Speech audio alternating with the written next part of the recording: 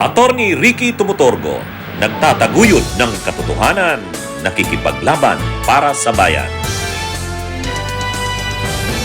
Nagpapatutsadahan si Sara Duterte at si Castro. Matindi ang patutsadahan ng dalawang ito, mga kabunyog, mga kababayan. Tungkol ito sa issue ng professionalism.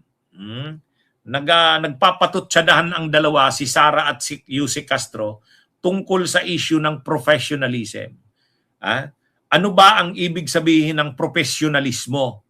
Kasi ang sabi ni Sara Duterte, dapat itong si Yusek Castro, Claire Castro, dahil official na tagapagsalita ito ng palasyo, Palace Press Officer, kailangan daw magpaka-professional naman si Yusek Claire Castro, sabi ni Sara Duterte. Kumbaga, pag nagsasalita daw si Yusek Castro, nandyan sa likod niya yung seal ng President of the Philippines. Nandun sa likod niya yung simbolo ng presidente ng Pilipinas. Kaya ang rinirepresent niya pag nagsasalita siya, yung posisyon o tanggapan ng presidente ng Pilipinas. Kaya dapat daw lumabas na kagalang-galang. Kasi ang rinirepresent mo bilang tagapagsalita, bilang press officer ng palasyo, ay ang opisina ng Pangulo. Yun ang sinasabi ni Sara Duterte. Kaya dapat daw si Yusek Claire Castro magpaka-professional. Si Claire Castro is a spokesperson of the President and the Office of the President, or hindi ko alam kung kaninong spokesperson siya. Pero by the fact na spokesperson ka at merong C ng Office of the President dyan, dapat maging professional ka sa mga sinasabi mo.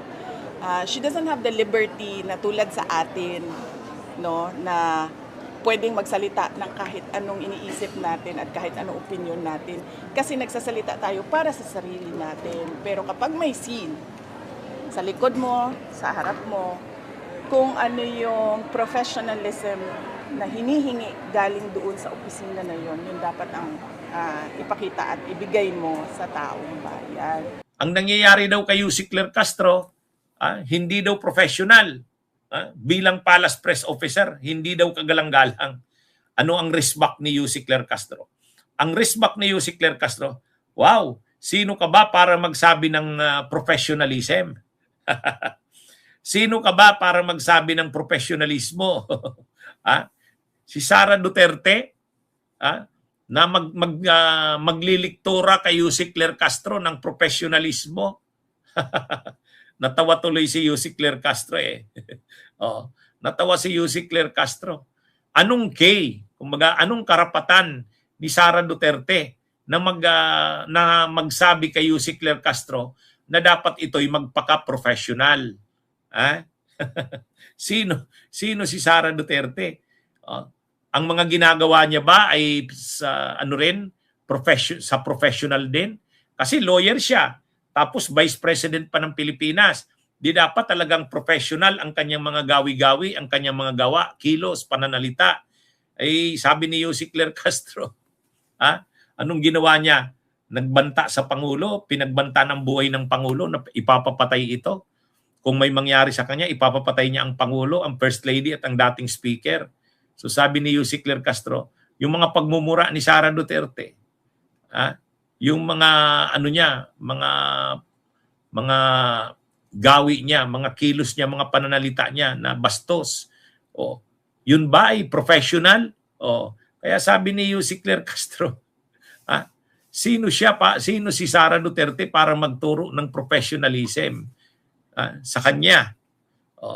Bakit? Si Sara ba ay nagiging professional? Yun ang mga mga kabunyog. Ikaw na yung professional kasi hindi ko kaya yung professional, yung definition mo ng professional, katulad mo na merong kakilalang assassin, nanununtok ng sheriff, nagmumura, nagbabanta ng buhay.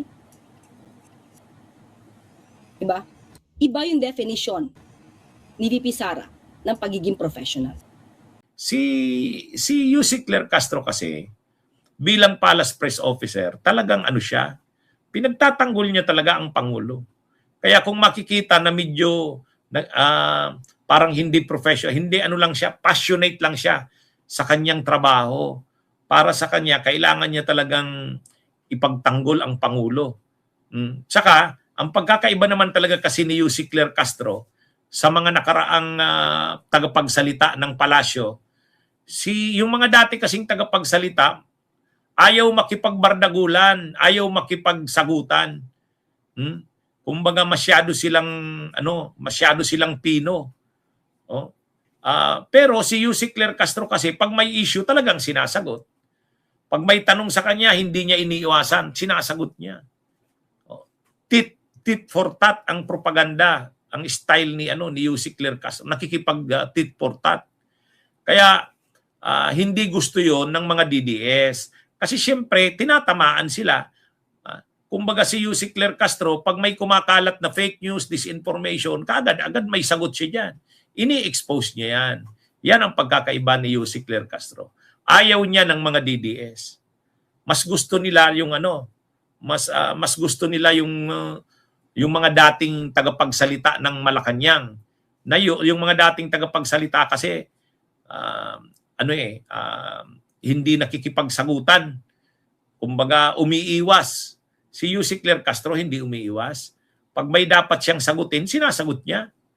Hindi yung marami pang paligoy-ligoy. Saka hindi siya na tatakot. Na baka iba siya sa social media, hindi. Kung anong tingin niyang tama, sinasabi niya. Kung anong tinitingin niyang dapat gawin, ginagawa niya. Yan si Yussi Claire Castro. Kaya nagagalit sila Sara at ang mga DDS kasi effective si Yussi Claire Castro. Sa ginagawa niya, nakaka-counter niya ang mga propaganda, ang mga paninira, ang mga fake news, disinformation laban kay PBBM at sa administrasyon. Yan yung totoo dyan, mga kabunyog, mga kababayan. Okay, mga kabunyog, mga kababayan, magandang araw sa inyong lahat. Mabuhay po tayo. Bunyog, bunyog, halikan na kasama ka. Bunyog, kapag buklod ay may pag-asa. Luzon, Visayas, Mindanao, isa ang pananaw. Sa bagong Pilipinas ang bunyog isisigaw. Bunyog.